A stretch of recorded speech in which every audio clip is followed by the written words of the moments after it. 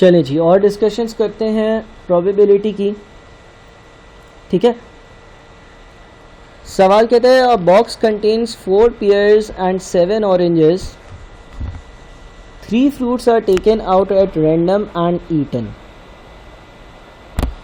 Find the probability that 2 pears and 1 orange are eaten in any order. इस बात की क्या प्रोबेबिलिटी है कि आपने जो फ्रूट्स खाए होंगे उसमें से 2 पेयर्स और 1 ऑरेंज होगा। अब देखो, वो कहता ये है कि भाई 4 पेयर्स हैं और 7 ऑरेंजेस हैं, यानी कि टोटल कितनी चीज़ें हैं? 11 चीज़ें। 3 fruits are taken out at random and eaten. 3 fruits randomly select कर आपने खाए हैं। 11 में से 3 चीज़ें सेलेक्ट करने के कितने तरीके हैं? 11C3। ठीक है ना, 11 में से 3 चीज़ें सेलेक्ट करने के कितने तरीके हैं? 11C3। Find the probability that 2 pears and 1 orange are eaten in any order. इस बात की क्या प्रोबेबिलिटी है कि उसमें से 2 पेयर्स है और 1 ऑरेंज। तो इसके सॉल्व करने का तरीका ये है कि नीचे आएगा टोटल। 11 में से कितनी चीज़ें सेलेक्ट करनी है? 3, तो 11C3 नीचे आ गया। 11 में से कितनी चीज़ें सेलेक्ट करनी है? 3, तो नीचे 11C3 आ गया। प्रोबेबिलिटी इस बात की पूछ रहा है कि 2 पेयर्स और 1 ऑरेंज हो। 4 में से 2 पेयर्स 4C2 और 7 में से 1 ऑरेंज 7C1। तो आंसर क्या बनेगा? 4C2 multiplied by 7C1 divided by 11C3। अब ये चीज़ें, ये जो सवाल है ना, ये हाइपर ज्योमेट्रिक डिस्ट्रीब्यूशन पढ़ी भी होगी तो समझ में आएगा। हाइपर ज्योमेट्रिक डिस्ट्रीब्यूशन में इसको डिस्कस किया हुआ है। तो अगर वो नहीं पढ़ा आपने तो वो पढ़कर फिर आप इस सवाल को अटेम्प्ट करें। दूसरे पार्ट में बोले the third fruit eaten is an orange. 3 fruits उठा रहे हो और तीसरा फ्रूट ऑरेंज हो, इसकी क्या प्रोबेबिलिटी है? ठीक है, अच्छा, आपके सामने 11 फ्रूट्स हैं। आप 11 में से 3 फ्रूट्स उठा रहे हो और उनको खा रहे हो। इस बात की क्या प्रोबेबिलिटी है कि तीसरा फ्रूट ऑरेंज हो?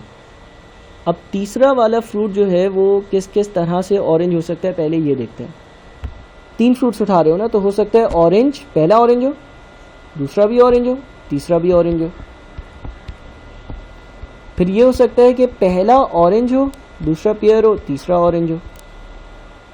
फिर ये भी हो सकता है कि पहला पेयर हो, फिर ऑरेंज हो, फिर ऑरेंज हो। और ये भी हो सकता है कि पहला पेयर हो, दूसरा भी पेयर हो और तीसरा ऑरेंज हो। अगर ऑरेंज ऑरेंज ऑरेंज की प्रोबेबिलिटी, अब इसको सॉल्व करना है एक्चुअली ना। अगर तीनों ऑरेंज हो तो 7/11 मल्टीप्लाइड बाई 6/10, क्योंकि आप एक खा लोगे ना तो वो उसमें रहेगा नहीं, multiplied by 5/9 plus orange pair orange के लिए क्या होगा? 7/11 मल्टीप्लाइड बाई 4/10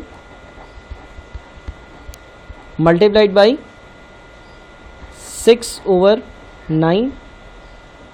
ठीक है, उसके बाद पेयर ऑरेंज ऑरेंज क्या होगा? 4/11 मल्टीप्लाइड बाई 7/10 मल्टीप्लाइड बाई 6/9।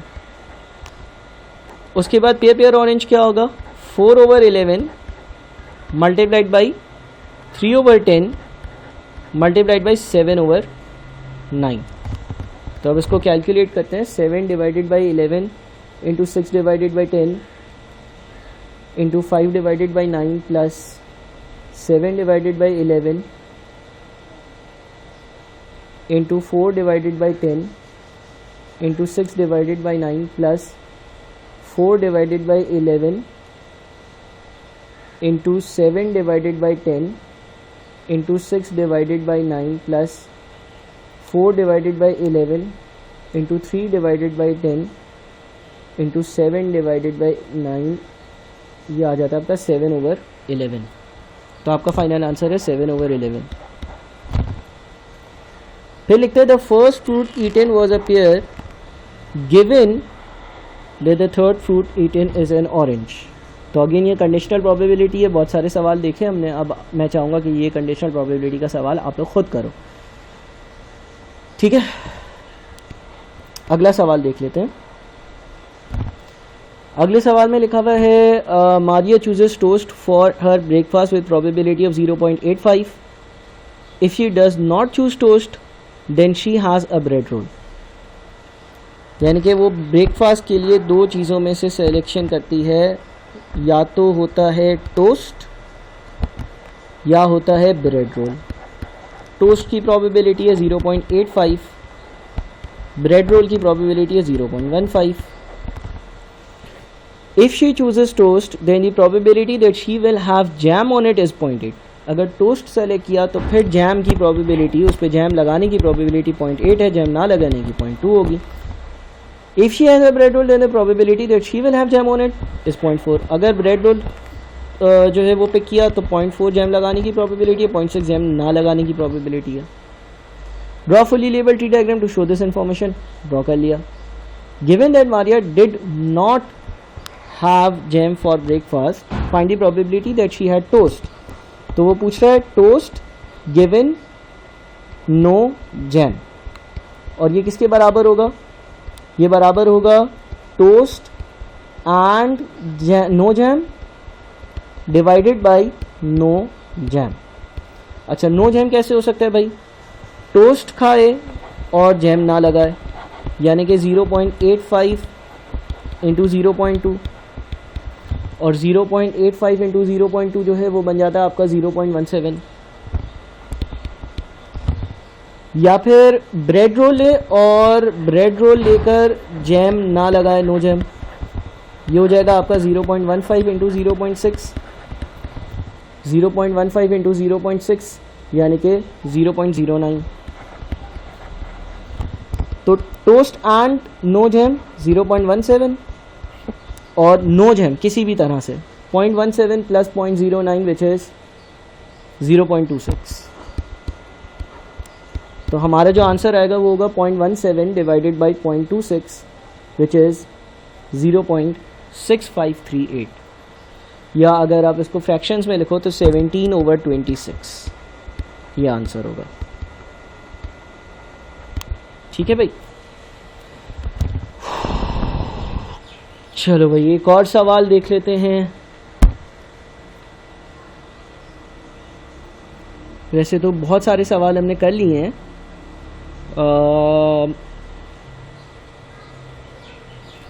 चलो एक और सवाल देखते हैं।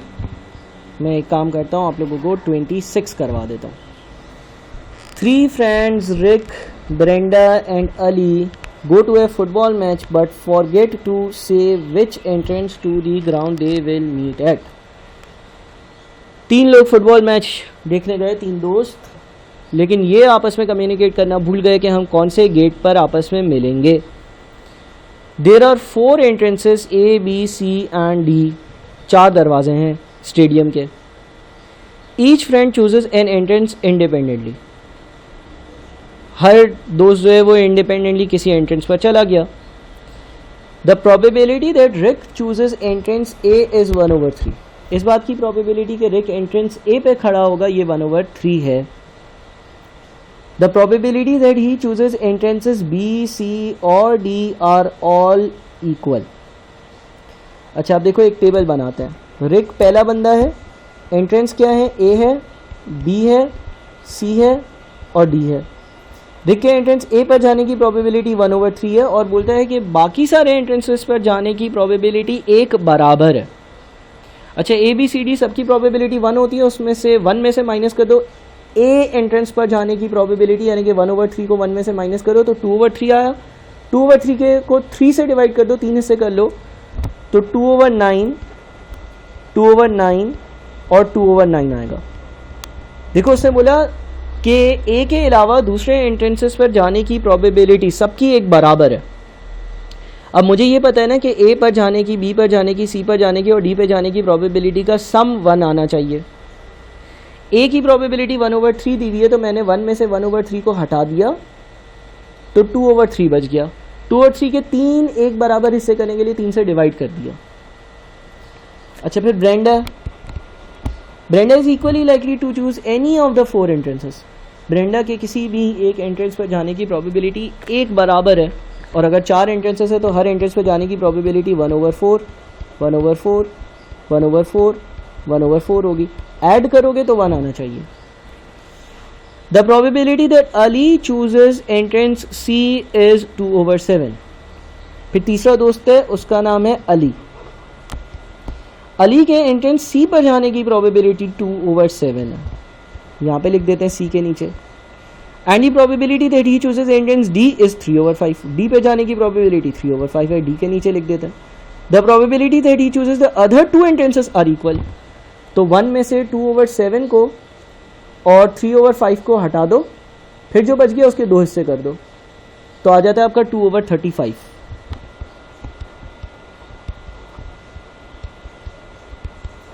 फिर वो बोलते हैं find the probability that at least 2 friends will choose entrance B. इस बात की क्या प्रोबेबिलिटी है कि कम से कम 2 दोस्त एंट्रेंस बी पर खड़े हुए हों, एंट्रेंस बी पर मिले। Find the probability that at least 2 friends will choose entrance B. Entrance B को सेलेक्ट करें, एंट्रेंस बी पर पहुंचे हुए हो, इस तरह से कहना चाह रहा है ना। और एटलीस्ट 2 फ्रेंड्स यानी कि इस बात की प्रोबेबिलिटी कि रिक और ब्रेंडा एंट्रेंस बी पर हो और अली नहीं हो, प्लस इस बात की प्रोबेबिलिटी कि रिक और अली एंट्रेंस बी पर खड़े हो लेकिन ब्रेंडा नहीं हो, प्लस इस बात की प्रोबेबिलिटी कि अली और ब्रेंडा एंट्रेंस बी पर खड़े हुए हो, रिक नहीं हो। और एट लीस्ट लिखा हुआ था, एट लीस्ट का मतलब होता है कम से कम 2 लोग। तो ऐसा भी तो हो सकता है कि तीनों एंट्रेंस बी पर मिले, रिक भी हो, ब्रेंडा भी हो और अली भी एंट्रेंस बी पर हो।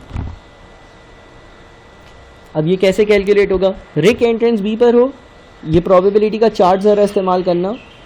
रिक एंट्रेंस बी पर हो 2/9, ब्रेंडा एंट्रेंस बी पर हो 1/4। अली नहीं हो, अली नहीं हो का मतलब ये है कि ये जो 2/35 है इसके अलावा सारी चीज़ें, क्योंकि अली अगर एंट्रेंस बी पर नहीं होगा तो वो ए पर होगा, सी पर होगा या डी पर होगा। यानी कि 2/35 प्लस 2/7 प्लस 3/5 यानी कि 33/55, 33/35। या फिर रिक और अली एंट्रेंस बी पर हो, ब्रेंडा नहीं हो, यानी कि 2/9 multiplied by 2/35 multiplied by Brenda नहीं हो। ब्रेंडा नहीं हो यानी कि 1/4 प्लस 1/4 प्लस 1/4, बाकी तीनों जो 1/4 है यानी कि 3/4।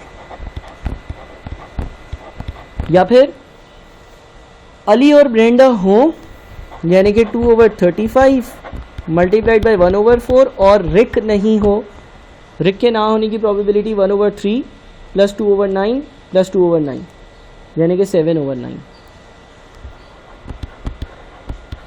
या फिर तीनों हो 2/9 इंटू 1/4 इंटू 2/35, और इसको हम कैलकुलेट करते हैं तो 2/9 multiplied by 1/4 multiplied by 33/35 plus 2/9 multiplied by 2/35 multiplied by 3/4 plus 2/35 multiplied by 1/4 multiplied by 7/9 है ना, 7/9 plus 2/9 multiplied by 1/4 multiplied by 2/35, यह जाता है आपका 8/105।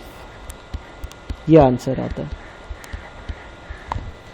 उसके बाद बोलते हैं find the probability that the 3 friends will all choose the same entrance. इस बात की क्या प्रोबेबिलिटी है कि सब सेम एंट्रेंस पर हों, यानी कि सब ए पर मिल जाए या सब बी पर मिल जाए या सब सी पर मिल जाए या सब डी एंट्रेंस पर मिल जाए। ठीक है ना, सब ए एंट्रेंस पर मिले हों इसकी प्रोबेबिलिटी क्या होगी? रिक ए एंट्रेंस पर हो, ब्रेंडा भी ए एंट्रेंस पर हो और अली भी ए एंट्रेंस पर हो, या सब बी एंट्रेंस पर हो। बी एंट्रेंस का मतलब रिक भी बी एंट्रेंस पर पहुंचा हुआ था, ब्रेंडा भी बी एंट्रेंस पर और अली भी बी एंट्रेंस पर, या फिर सब सी एंट्रेंस पर हो, रिक भी सी एंट्रेंस पर हो, ब्रेंडा भी सी एंट्रेंस पर हो और अली भी सी एंट्रेंस पर हो, या फिर सब डी एंट्रेंस पर हो, रिक भी डी एंट्रेंस पर हो, ब्रेंडा भी डी एंट्रेंस पर हो और अली भी डी एंट्रेंस पर हो। चलो इसको अगर हम कैलकुलेट करते हैं, 1 divided by 3 into 1 divided by 4 into 2 divided by 35 plus 2 divided by 9 into 1 divided by 4 into 2 divided by 35 plus 2 divided by 9 into 1 divided by 4 into 2 divided by 7 plus 2 divided by 9 into 1 divided by 4 into 3 divided by 5, यह जाता आपका 2/35, 2/35 answer. ठीक है भाई, तो हमने यहाँ पर सिंपल प्रोबेबिलिटी की बहुत सारी जो प्रैक्टिस है वो कर ली। सही है, मज़ीद चीज़ें अगले इंशाल्लाह वीडियो लेक्चर्स में। बहुत शुक्रिया।